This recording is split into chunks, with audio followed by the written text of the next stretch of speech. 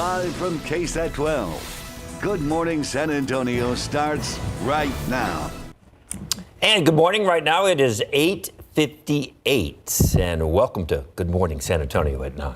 So excited to be here. And we have a new study. What better way to start your morning than a new study? We always have new studies from Study Finds. So this study, so parents, listen up. This is for you. Average parent wastes nearly 4,000 hours of your life. You spend all that time in the fog raising those kids. Yeah, the new study finds parents are walking around in a daze. A survey of 2,000 American parents over 30 reveals this breaks down to about 219 hours for every year of parenting. Yeah, the average respondent gets so distracted that they lose focus in up to 3 tasks a day, resulting in a loss of 36 minutes a day. 6 in 10 blame the blur of not getting enough sleep. Having low energy is the reason they don't always properly hydrate, miss meals, and even forget birthdays. As long as it's not your kid's birthday, you're all right. Oh, man. It says here 2 in 5 rely on their kids' activities to just keep track of which day of the week it is. So think about that. If it's ballet, it must be Tuesday or Thursday. Exactly. If it's baseball, Little League, it must be Wednesday. Look at Justin shaking his head because that's exactly how you know the days of the week. So true. That's great stuff. So parents, if you're walking around in the fog, you're not the only one. Apparently there's a lot I of don't us. have kids yet, but I still catch myself like that too. I forget, did I take my vitamins? Or, things like that. But that's a good question. How do you program yourself to not be in such a fog before you have kids if you haven't had kids yet? I have to take, I don't know. I have to reflect. I don't think you have a chance. I think I don't think it just happens naturally. It's just there. All right, let's check out the 9 at 9.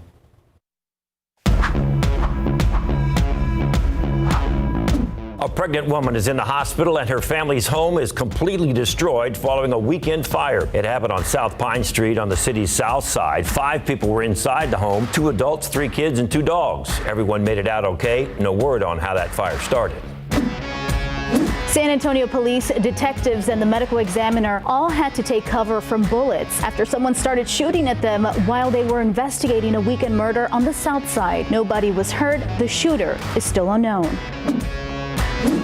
At least 9 are dead, over 150 still missing in that Miami 12-story condo collapse last week. Multiple fires put operations on hold and families from all around the world are swarming the scene for answers. A timeline of when crews could get to the bottom of the debris still unclear.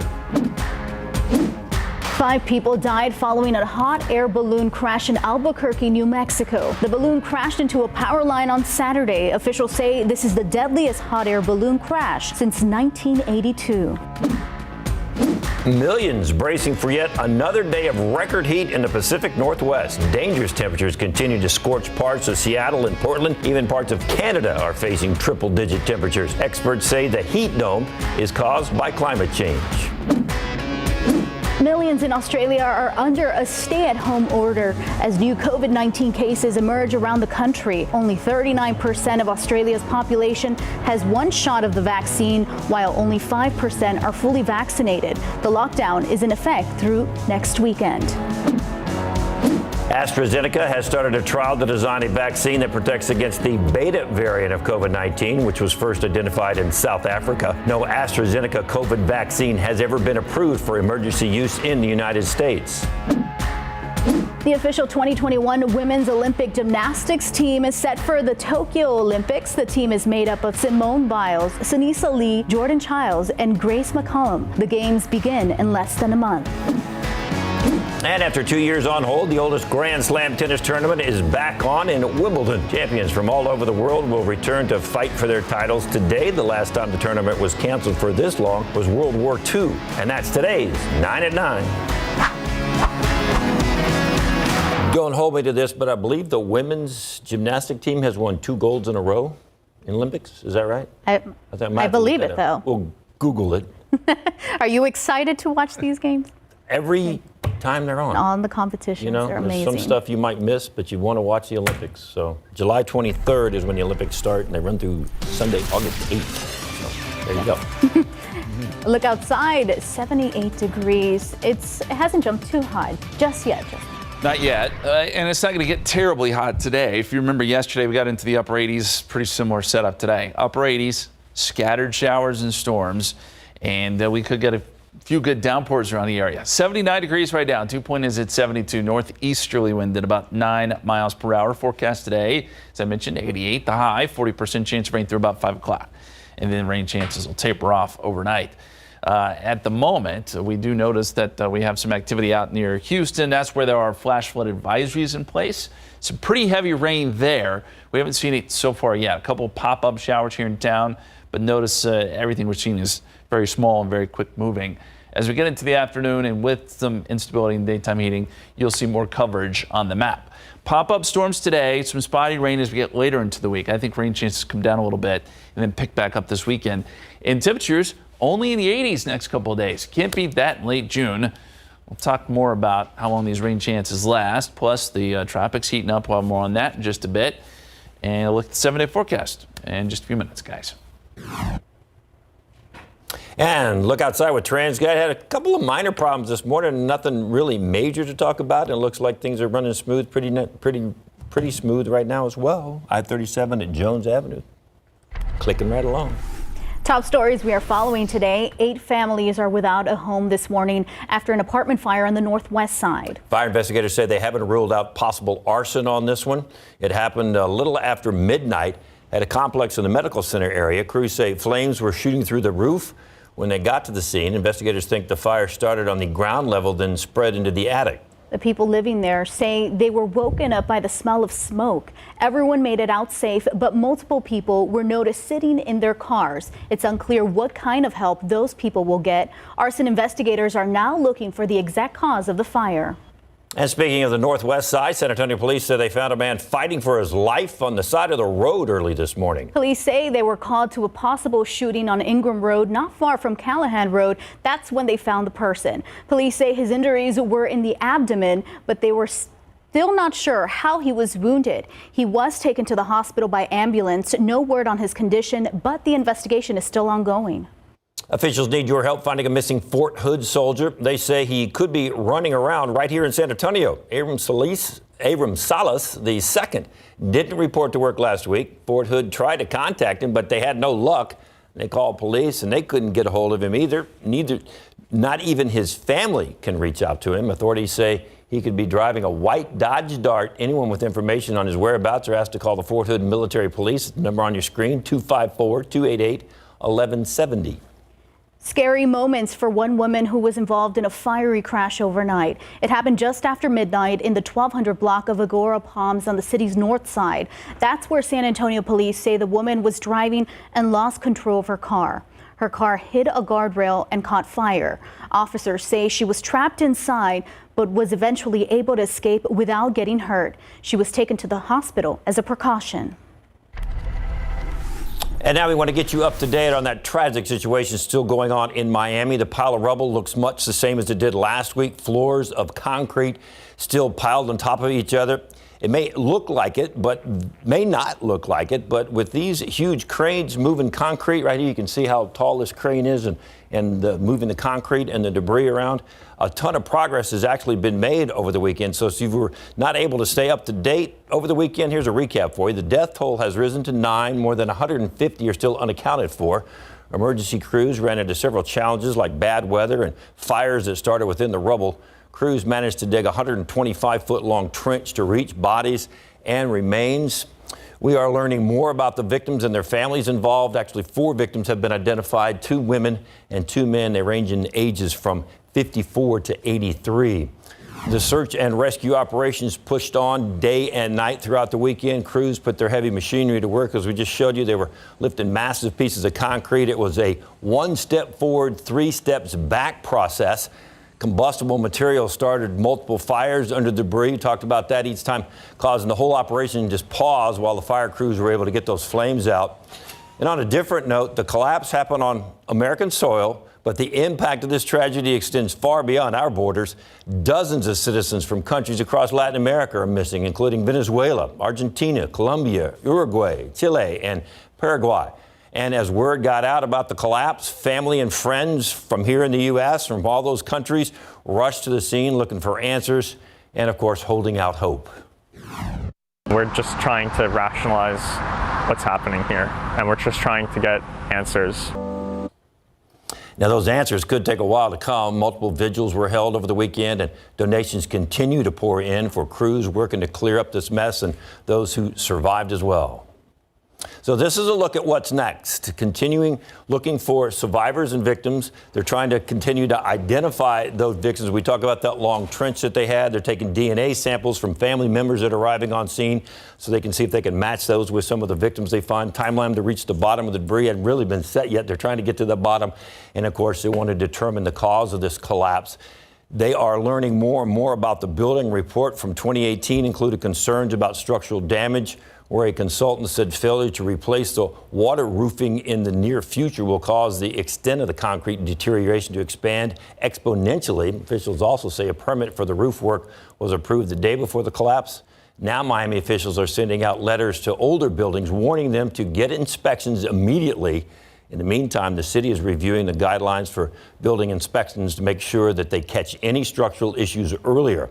First responders say this is something they hope they never have to go through again. I mean, it's horrific. We don't have the voids that we would be hoping for, things that we're looking for. You know, not that they're we're still looking. And with weather conditions improving, crews are hopeful they can make more progress. Fires blazing beneath the mass of concrete have finally been put out. But this massive operation is far from over. As we said, rescue crews from Mexico and Israel are also here in Miami trying to help out with that scene and trying to continue to clear that debris and find victims and hopefully find some survivors. Definitely. And we have all the updates on KSAT.com. And time now, 9:09, 78 degrees. Still ahead on GMSA at 9. Across the pond, a British man breaks a new world record by stacking chocolate M&Ms. We'll tell you the shocking number he needed to beat to get the world record.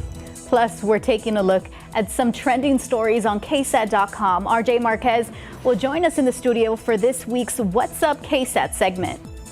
We want to keep them through the season. All right, we have stacking M&Ms, we have RJ Marquez, and we have sea lions. We are talking what is going on here at SeaWorld this summer and the fact that they were looking to hire hundreds and hundreds of workers. We're going to explain right after the break.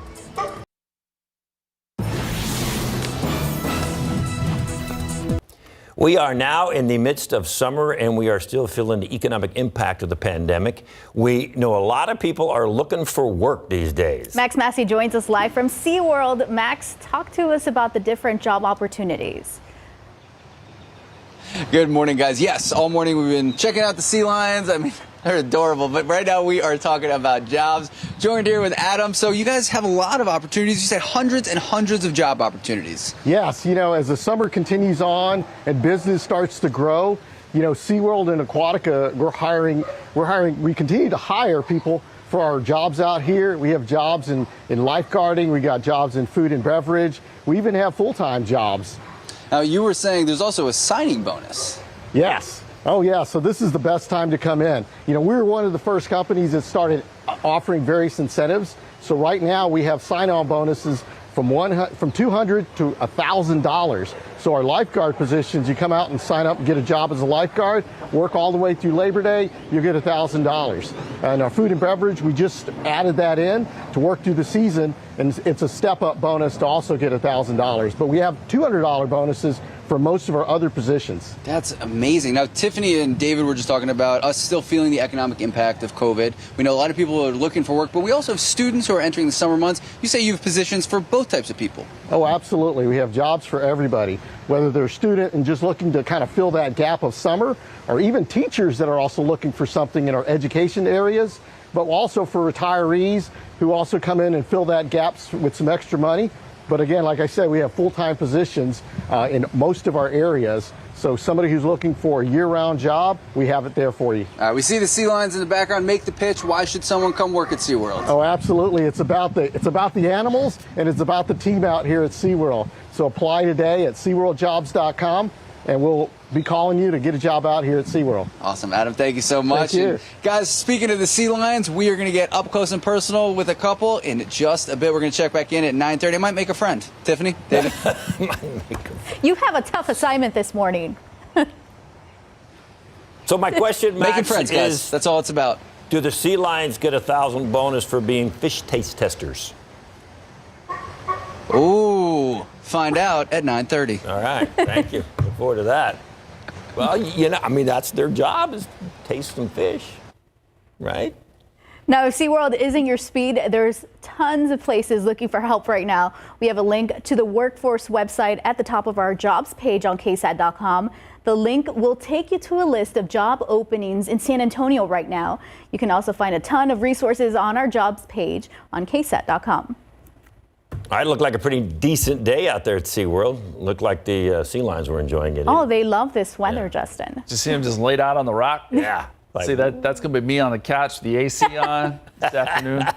Maybe for a few minutes. Usually doesn't last that long. But we may get some cooling rain showers today. That's going to help us out, too. Maybe we won't need to use the AC all that much. Let's look at the radar right now. And you see where the activity is out near Houston, Sugar Land. There are some flood advisories there.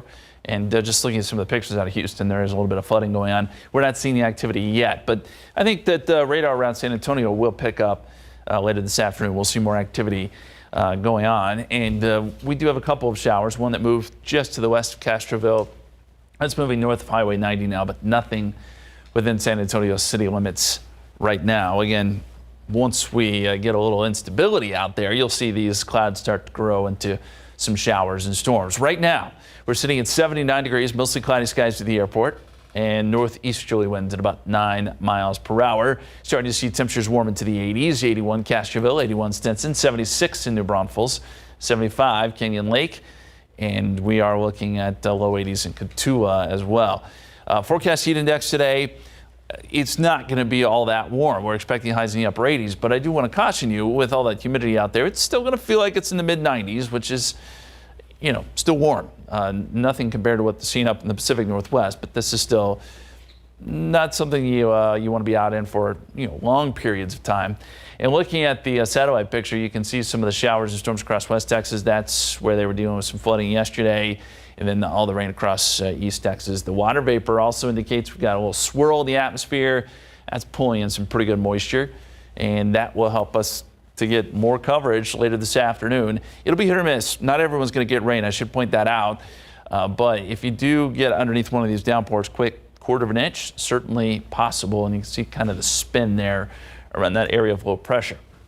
Bigger shot here, and you'll notice a lot of the unsettled weather is in the middle part of the country. We've got highs on either side of us on the coast.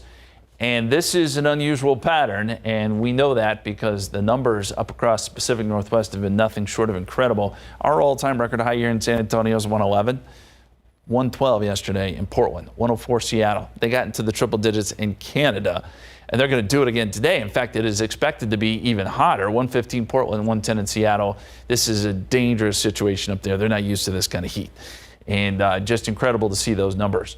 For us, our forecast calls for scattering of showers and storms. We'll see it really pick up around lunchtime, and then into the afternoon, you'll see these good downpours. Some lightning and thunder also possible with any of this activity that pops up. Just like yesterday, we'll see things quiet down once the sun goes down, and then by the afternoon, picks back up yet again. Around 5 o'clock, we're seeing some scattered showers and storms.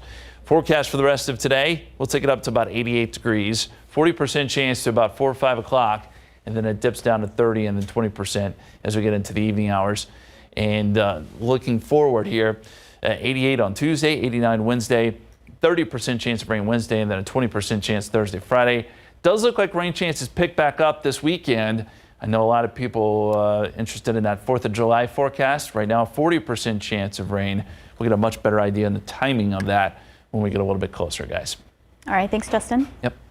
Still ahead on GMSA at 9. Get your popcorn ready, because with so many new movies hitting the theaters, it can be hard to know just exactly which ones are worth all the hype. We're about to break it all down for you and let you know what's hot and what's not.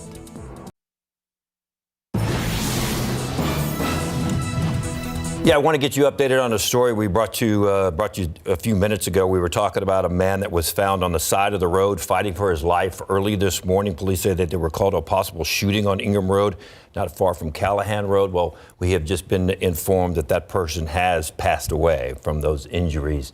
When the police arrived, he had a gunshot wound to the stomach.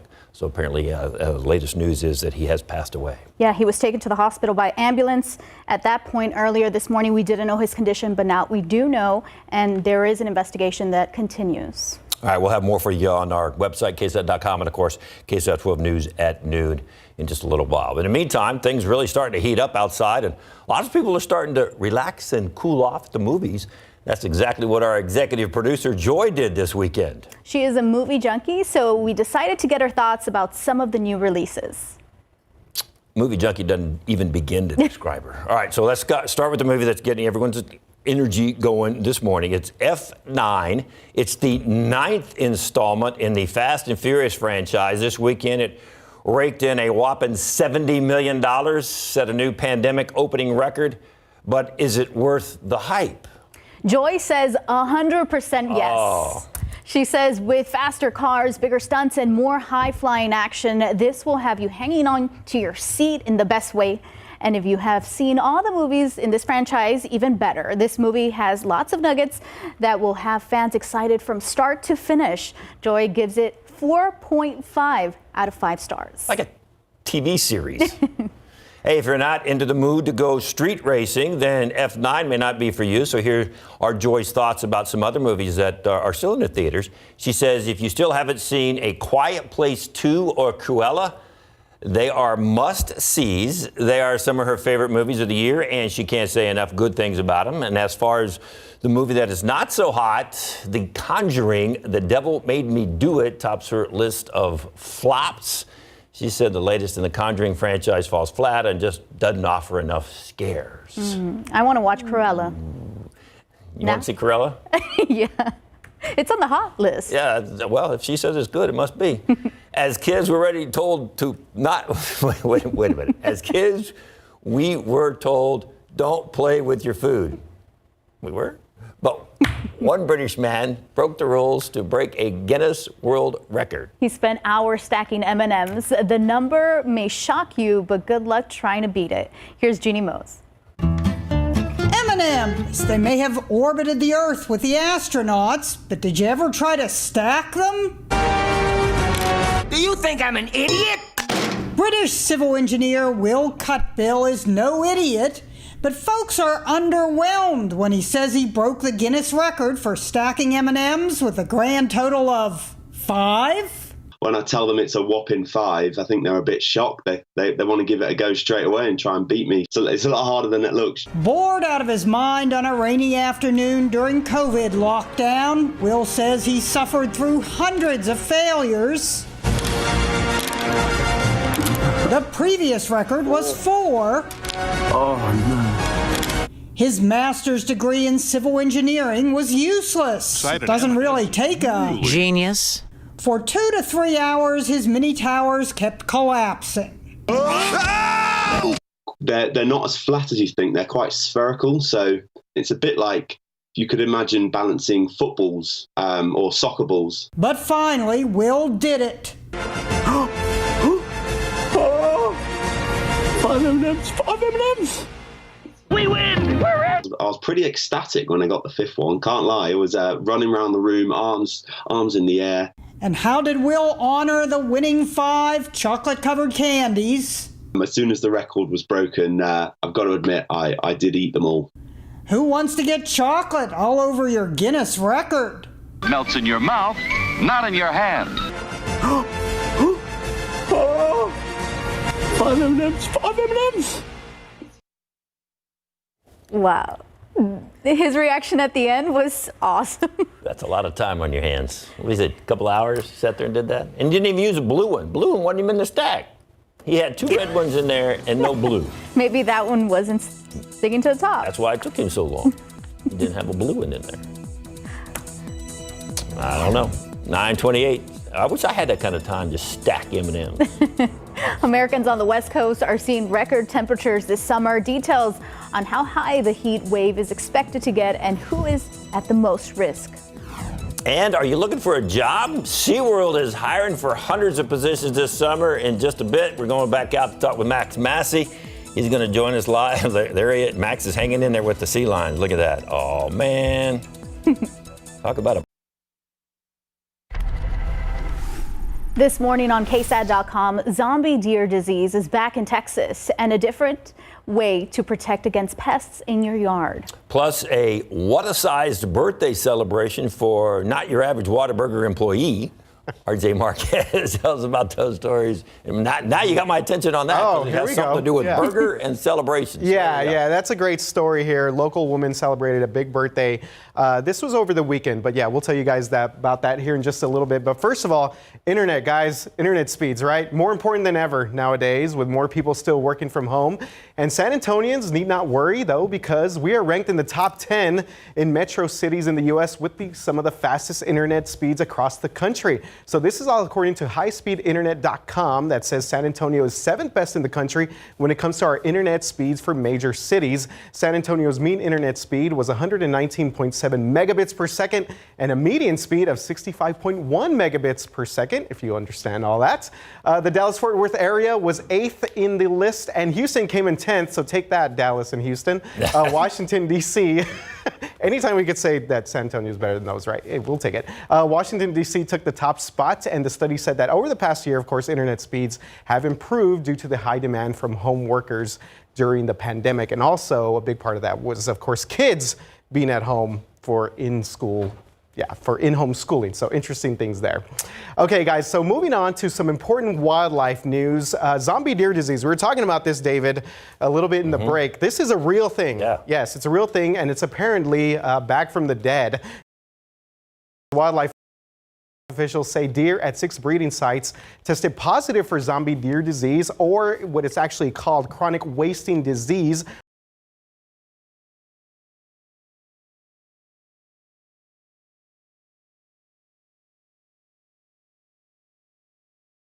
At those sites. So zombie deer disease is a slow and progressive deadly disease that can elk, moose, and other members of the deer family. Animals show changes in behavior and appearance. Now, there's no evidence to suggest it can be passed to humans.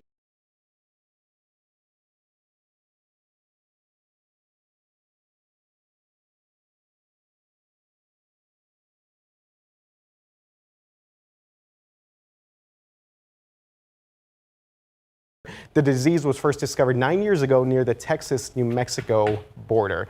And David, you mentioned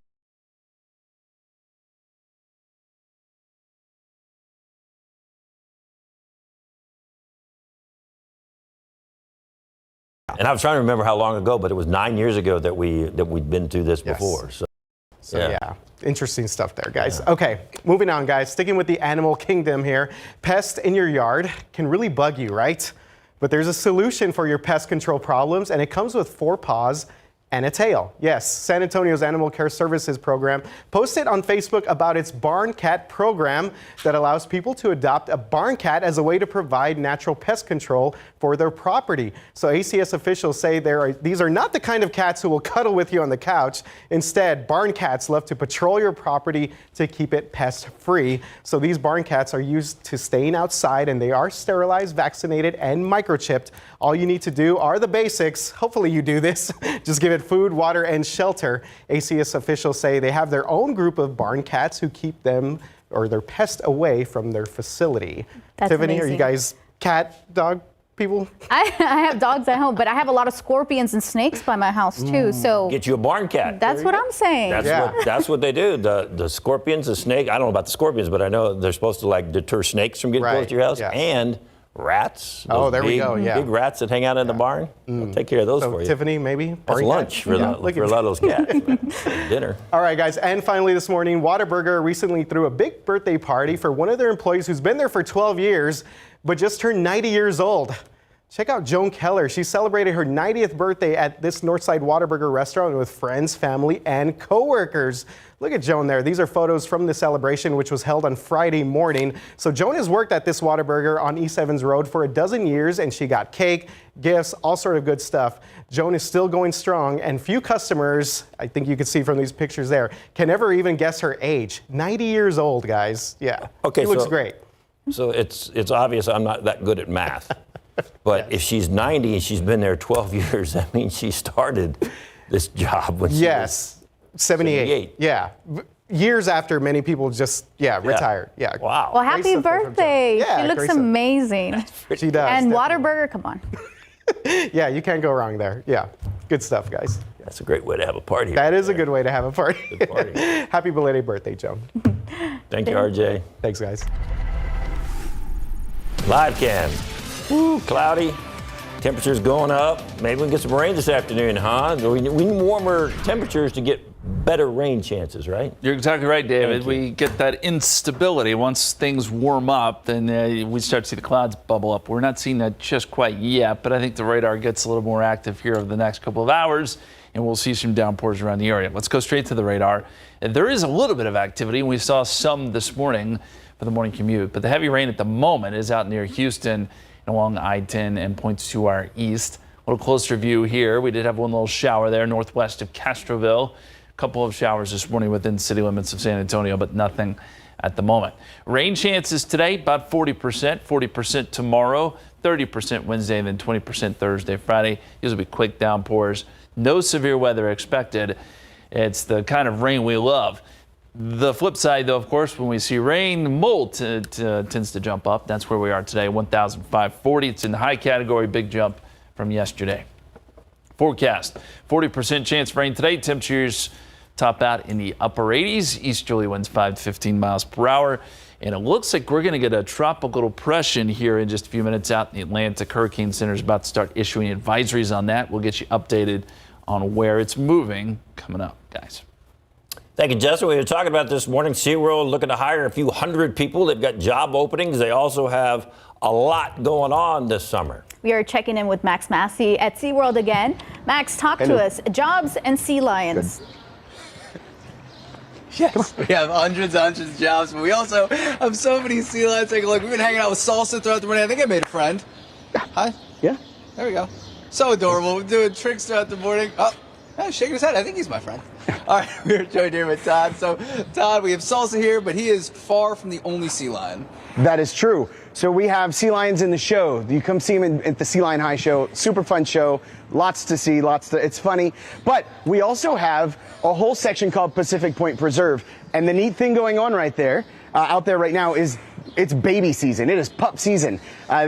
We had one 10 hours ago. We had a baby born, and it's super cute. And the neat part about this area is it's open to the public. You can come out, you can see the babies. It's all included with the price of admission. And if you come out at the right time, I mean, there are other pregnant sea lions out there. You might witness the miracle of life. Great lessons for kids, right? But it's fun to come back and watch them grow all summer. Right now, they're small, they don't move well. And really, it's just they try to drink milk and sleep. And then you come back next week and they're running and swimming. And the week after that, they're playing real rough.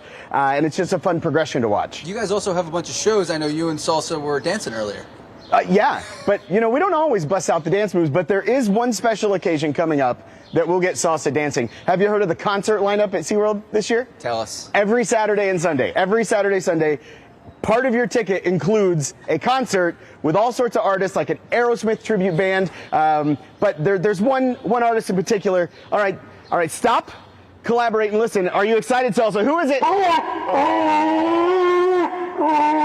That's right, ladies and gentlemen. Vanilla Ice on stage at SeaWorld San Antonio. Vanilla Ice gets Salsa moving. Here we go. Let's, hey, Salsa, come here. Salsa, show them the old dance moves we're pulling out at the Vanilla Ice concert. Ready? Are you ready, bud? Here we go. Yeah. And his big finale, rapping, breakdancing, they kind of go together. He really gets down. Go boy, Salsa. So he's super excited about the concert series. Yes, all right, there you go, guys. So, Tiffany, David, you think you guys could take Salsa in a breakdance fight? Yeah, I think so. I think Salsa would do well. I just like watching all the moves and the catching the. I hadn't missed a fish yet. Right on that fish catching thing. No, that's that's a smile. Oh. Yeah, now give another fish. Look at it. He's waiting. Where's the fish? Give me a fish. Give me a fish. Where's the fish? Can you get one fish? Let's see. Last one. David, this one's just for you, and then I'm going to throw it back to you guys. Made it. There you go. 20 for 20 this morning. All right, thanks, Max. Absolutely. Yeah, thank you. All right, Salsa. See you later. Bye, guys. That's so sweet. Fun animals. Family and loved ones continue to hope for the best after that deadly condo collapse in South Florida last week. After the break, the latest rescue efforts underway. Welcome back. Rescue crews from around the world are descending upon the coastal town of Surfside, Florida, as families await any news about their missing loved ones following the devastating condo collapse last Thursday. At least 9 are dead, 152 remain unaccounted for. Rescuers are racing against the clock to find survivors. Daryl Forges is in Surfside, Florida with the latest for us. Good morning. Right now, crews continue to work around the clock to try to find some signs of life. With well over 100 people still missing, family members still hoping for some kind of miracle. The search for survivors intensifying as rescuers comb the rubble for the 5th day. We want to keep maximum pressure, maximum staffing, maximum rescue people on that mound looking for people to pull them out alive. With weather conditions improving, crews are hopeful they can make more progress, aided in part by a trench. Fires blazing beneath the massive concrete have finally been put out, but the instability of the debris still posing a threat to the response. They're still laboring under very dangerous circumstances. They're highly motivated to find people, but the conditions are very difficult. While questions mount over what caused the Champlain Tower's South condominium to collapse, survivors describe the moments the building began to fall. Seeing the walls and how badly and violently they swayed, I honestly don't know how it didn't come down when we were startled.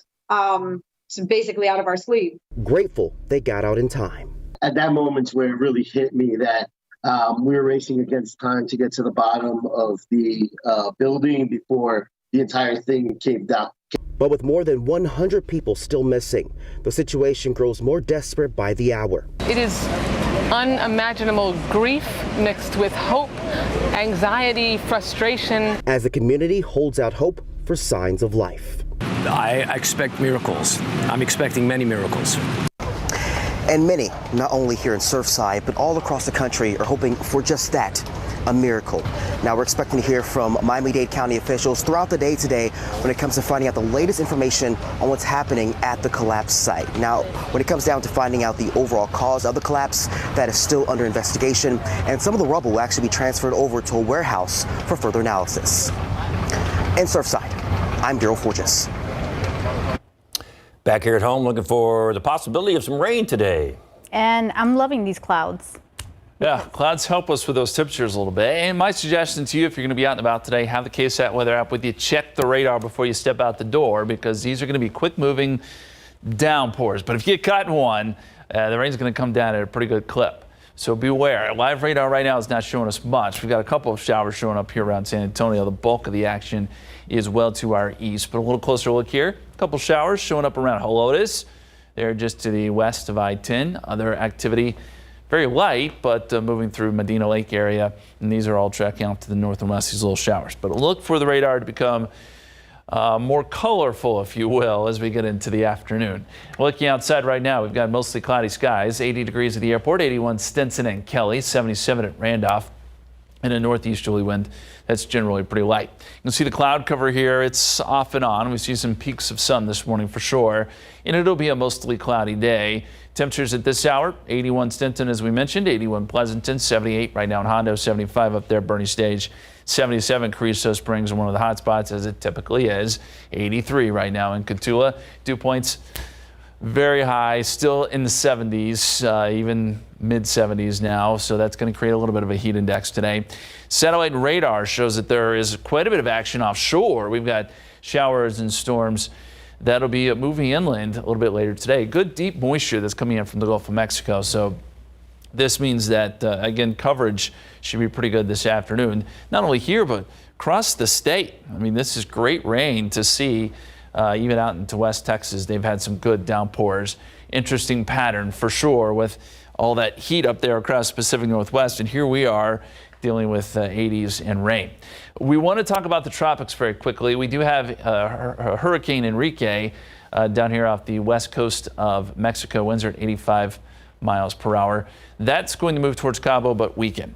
And now the Hurricane Center is calling this, or will be calling this very soon, Tropical Depression number 4, just off the coast of the Carolinas. And you can actually see the spin right there.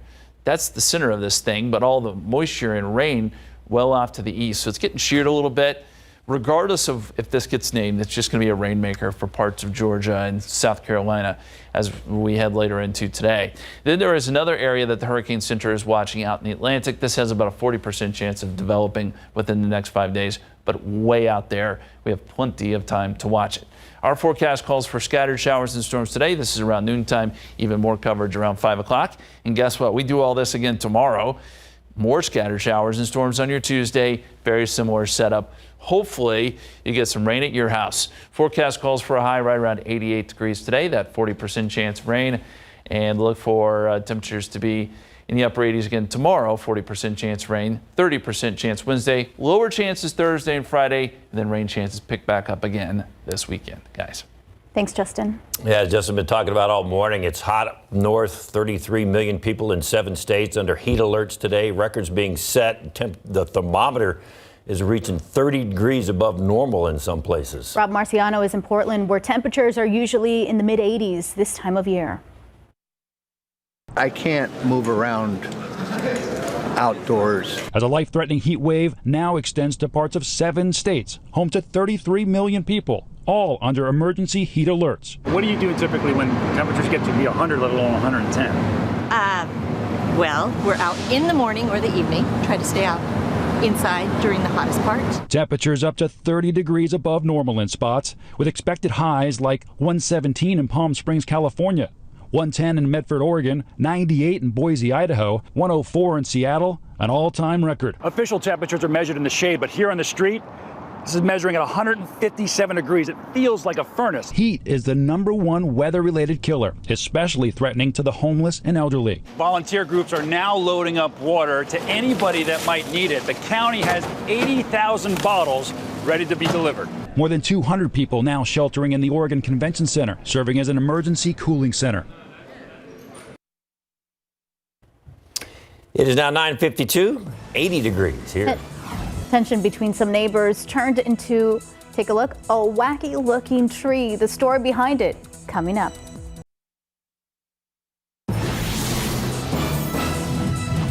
Do you live in a neighborhood or apartment? Yeah, neighborhood. You live in a neighborhood? Well, with houses. Neighborhood? You ever had any dispute with your neighbors No. over something?